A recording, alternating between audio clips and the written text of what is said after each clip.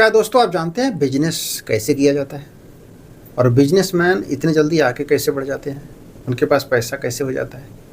जो बिजनेस सीख गया। और बिजनेस क्या है मैं आपको बता दूं, दूसरे का नुकसान और बिजनेसमैन का फ़ायदा।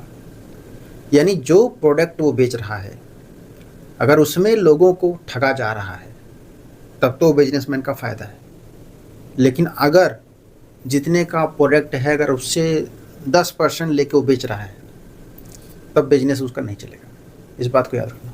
जैसे कि मैं अभी जिस मोबाइल के सामने बैठ के वीडियो बना रहा हूँ, अगर ये फ़ोन कंपनी में 6000 का बन के तैयार होता है तो सबसे पहले कंपनी 12000 जहाँ से बनता है वहीं बढ़ा देती है। यानी 6000 में इसका कास्ट पड़ रहा है रेडी बन के, तो 12000 प्राइस पे वहाँ पे डिस्ट्रीब्यूट करेगी वो बोलेगी 12000 में बेचूंगा। अब जब रास्ते में ट्रांसपोर्ट का खर्चा जीएसटी वगैरह मिला के ये फ़ोन पहुंच जाएगा 15-20 हज़ार तक। यानी जो फ़ोन 6000 में पड़ रहा था कंपनी उसे 12 में दे रही है, डबल में। और 12 के बाद भी कई लोगों के पास पहुंचकर तब हमारे पास फ़ोन आता है, तो वो लोग भी अपना परसेंटेज जोड़ के और इस फ़ोन का प्राइस हो जाता है 20,000 रुपये। अब इसी से अंदाज़ा लगाओ, कोई भी बिजनेस होता है तो जो भी प्रोडक्ट तैयार होता है डबल में बेचा जाता है और हमारे और तुम्हारे तक आते आते वो डबल से भी ज़्यादा पहुंच जाती है। इस बात को हमेशा याद रखना। अब आते हैं मुद्दे पे कि मैंने ये क्यों बोला, क्योंकि आपने जब देखा 2016 के पहले 15 कंपनी थी, 16 कंपनी थी टेलीकॉम की, लेकिन जियो ने इतना सस्ता दिया। पहली बार तो फ्री में दिया 1 साल, और उसके बाद कुछ चार्ज जब लगाए तो सस्ता डेटा दिया। ठीक है, उसमें कमाया नहीं हो, अपने प्रतिद्वंदियों को हटा दिया और यही हुआ, सब घाटे में चले गए क्योंकि इसने सस्ता दिया और फ्री में दिया। और 16 लोग जो थे वो भाग गए। बचे कौन? एयरटेल, आइडिया, वोडाफोन और जियो। ये लोग नहीं हटे। इन लोगों ने अपना प्लान सस्ता कर दिया क्योंकि ये लोग भी बड़े लोग थे।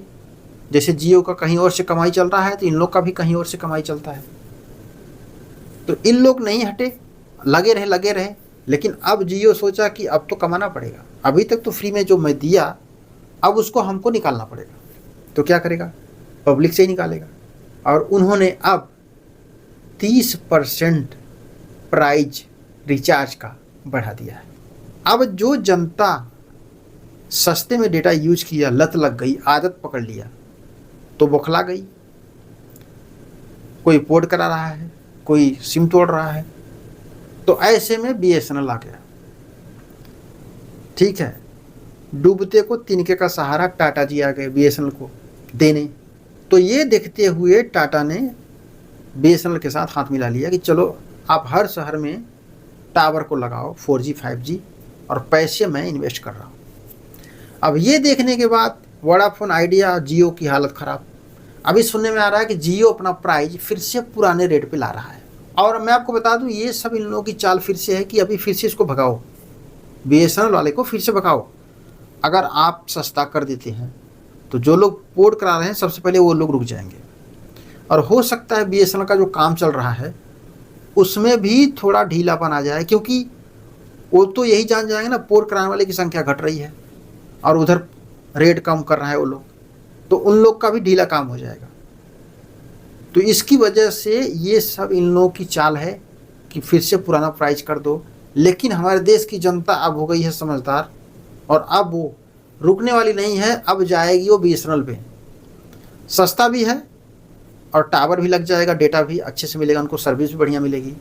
तो इसलिए मुझे लगता है कि अब इस समय जियो को, एयरटेल को, वोडाफोन, आइडिया को, सबको दुम दबा के भागना पड़ जाए।